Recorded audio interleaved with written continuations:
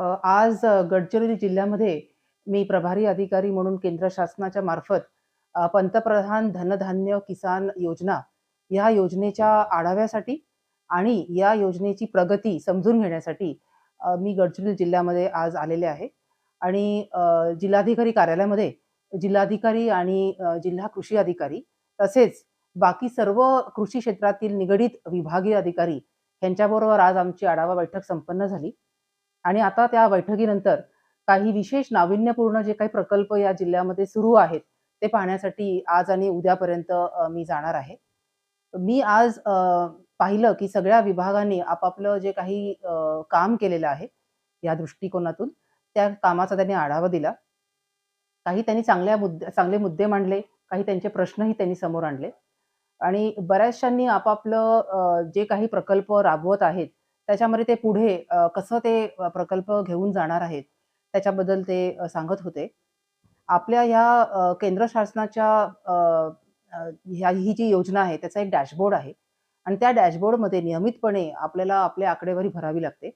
त्या आकडेवारीचं विश्लेषण सुद्धा जिल्हाधिकाऱ्यांच्या सोबत झालं.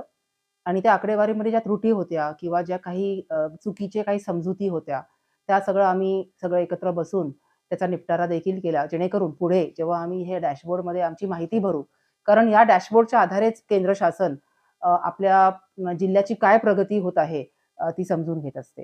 त्यामुळे हे डॅशबोर्ड सुद्धा तितकंच चांगल्या पद्धतीने भरलं पाहिजे, अशा पद्धतीचं एक कन्सेन्सस आम्ही सगळ्यांनी डेव्हलप केलेलं आहे.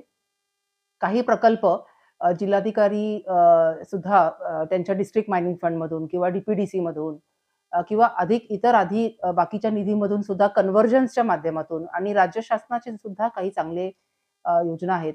त्या योजनेच्या निधीतून सुद्धा कन्व्हर्जन्स करून केंद्र शासनाच्या योजनेमध्ये अधिक भर घालण्याचा प्रयत्न देखील सुरू आहे.